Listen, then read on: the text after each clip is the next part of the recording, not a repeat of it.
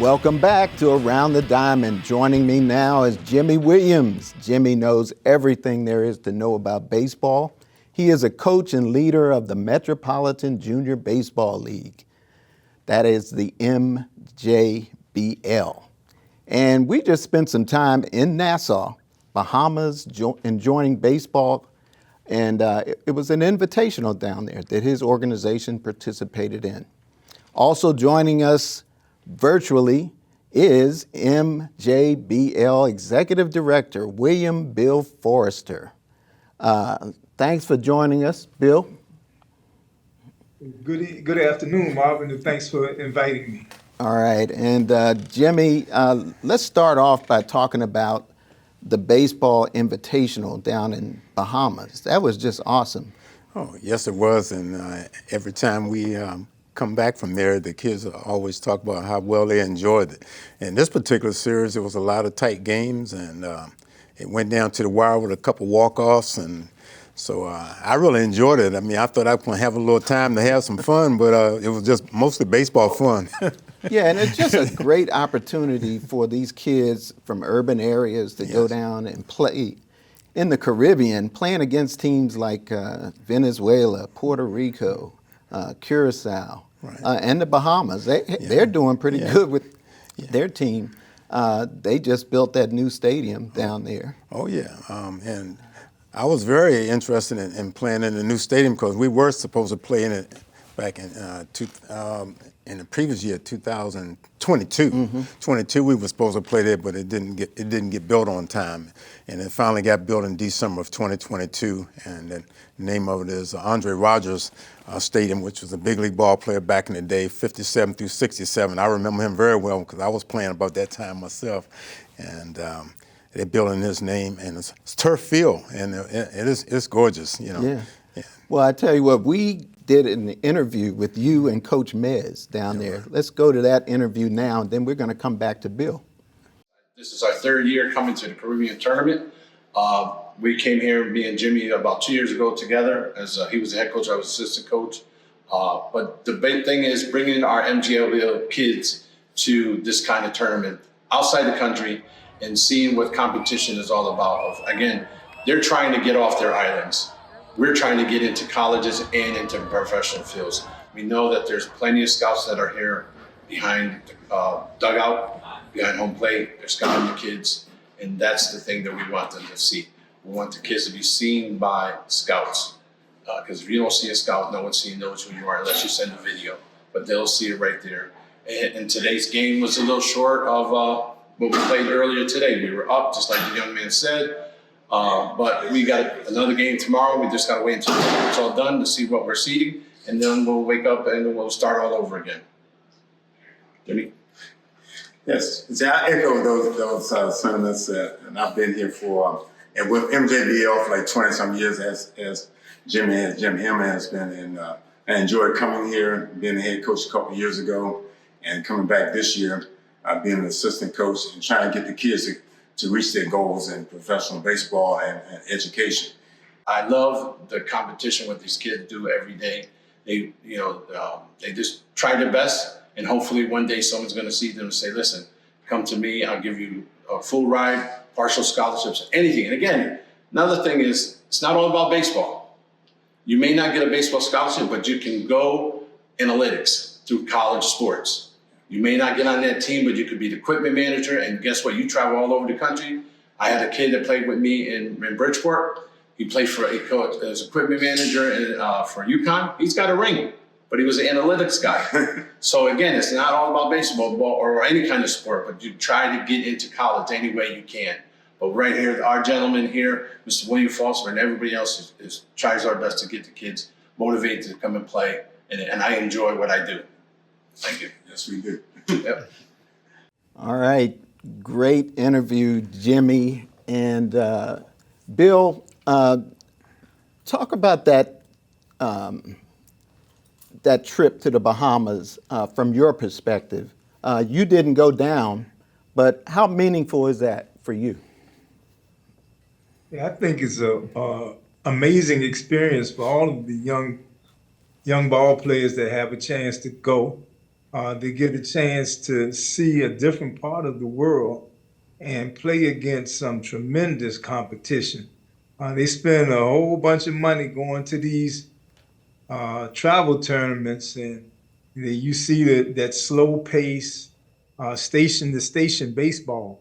But when you go down to the Caribbeans, you better be able to get that ball out your hand if you're the catcher and be ready to throw it to second or third, because these guys are running and they are pure athletes. You've got a lot of these uh, young people down in the Caribbeans that are being drafted at 16 years old. So you see numerous MLB scouts at the event.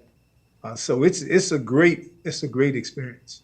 All right. Well, we talked to one of the players, Rocky Turner Jr., and he was a center fielder for you guys, Jimmy. Yes. And he was really doing some good things out there. So I talked to him after the game, post game. Let's hear what he had to say about this great opportunity being in the Bahamas. All right, Rocky, talk about this opportunity about being down here at this invitational in Nassau, Bahamas. How big the opportunity is that? It's a huge opportunity. This is my first time playing out of the country, and I'm just really appreciating the opportunity and, just having fun. And how is it playing teams from like Venezuela, Puerto Rico? I mean, have you ever imagined that? Never imagined it. Always wanted to do it, and I'm finally glad that I got to do it here. It's really fun. What is the best thing so far about being here? Just, of course, playing baseball, but of course, being with friends, meeting new people, and then just hanging out. It's some of my old friends too. So it's you and some of your teammates. Are you interested in playing professional baseball? Yes, I am very interested. Talk about that interest and what it takes to get to that. It all started like my dad, he used to play professional, so I wanted to play after I found that out. And then it takes a lot of work, kind of limit the days off, parties and all that stuff. So Well, good luck the rest of the tournament and the rest of your baseball career. I look forward to seeing you in the majors. All right, Bill and Jimmy, that was a great thing for Rocky to be there. And he said that was the first time he'd ever been interviewed. So just great opportunities for these young guys. I see Rocky as a guy that might make it to the pros. I think his dad played a lot of ball. And I see him, he was hitting the ball really well, and he's a pretty good runner. So I see him doing some good things. But there are so many other guys who really should get that opportunity of playing, in invitationals like that. Yeah, it's so true. I'm kind of used to more of the later guys on, like 18U. This was 16U, so it's really interesting to see these younger guys, the talent at 15 and 16-year-old playing, and what MJBL is all about is about furthering their education and getting to the next level at HBCUs or other universities and get a shot to play in the major leagues. So if they're playing good right now, we always think that they got a shot if they maintain and get better. And they can get better by hanging around MJBL. All right, and that's what we're trying to do is get them to move to HBCUs or any colleges to play baseball. A lot of the HBCUs cut their baseball programs.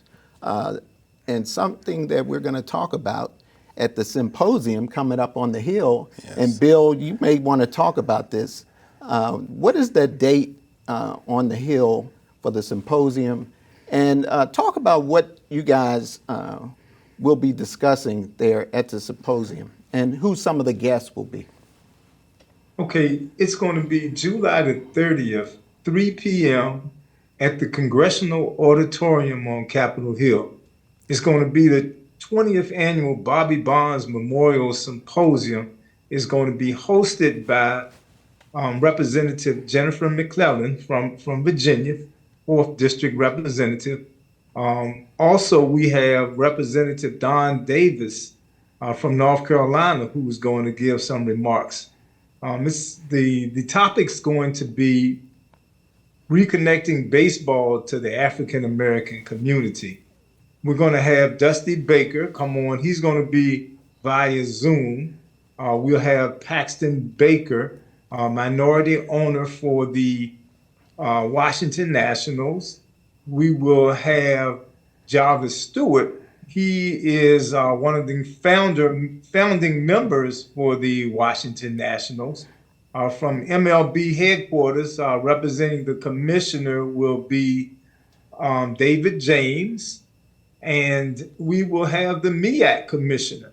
Because what we believe is that the HBCUs are the centerpiece to reconnecting baseball to the African American community. And she's going to be Sonia Stills, the commissioner from the MEAC. She will be there, along with Ricky Clemens, professor at Howard University, used to be, matter of fact, he was the last National League vice president. So I think we've got a great panel. The panel discussion is going to be not about why blacks aren't playing baseball, but how we're going to get them to reconnect the game, how we're going to get the game of baseball reconnected to the African American community. All right, and I think that is so important, especially to get the HBCUs on track, because I think that if they understand the importance, I think some of the presidents of some of these HBCUs might commit to it. Jimmy and I know back when we played baseball, you had to like 75 guys would go out for baseball in high school, right? Indeed. You remember that? I do remember and for that. like 22 spots on the team. Yeah. And so it was really big playing baseball back in the day. So I'd like to see that more often, because there are a lot of players that they try to play basketball or football and they don't quite make it. But if they had played baseball, they might make it. And I want to mention there's a guy from right here, Rockville, Maryland, James Woods, who is now playing with the Washington Nationals. He's a great athlete, but he chose baseball, and I love seeing that. He's a big guy, strong, fast. He can do it all. And I'd like to congratulate C.J. Abrams of the Nationals that made the All-Star game this past week. So we've got some African-American players out there, and they're great athletes. They could play any sport, but they chose baseball. Yeah, we can see that, yes. Mm-hmm. Yeah. And any last words from you, Bill? I know, this is so important to you and your mission and the mission of your dad, your late dad. Yeah, I just want to encourage everybody that's watching this show, if you can find a way to get to the Congressional Auditorium on Tuesday, July the 30th at 3 p.m., please come out and show that the African American community and the community as a whole wants to see blacks get back into the game of baseball. And then after the game, we're going to be at Maury Wills Field, the field where Howard University, where Jimmy O was coaching before they disbanded the program. We're going to be there to play 2 games. So hopefully, you'll hear some whispers, if not some shouts and loud noise saying, let's bring baseball back to Howard University. All right. Well, I'd like to thank you, Bill, and also Jimmy for being here with us. Best of luck with the symposium. I'll be there, and hopefully everybody will come out because that's what we need, more people saying that it's important. And I also like to thank Negro League Legends Hall of Fame founder Dwayne Sims for being with us earlier. His vintage All-Star game is scheduled for August 17th at Prince George's Stadium in Bowie, Maryland. I'm Marvin Jackson. Hope to see you again around the diamond. Take care, everybody. Thanks, Jimmy. Thanks, Bill.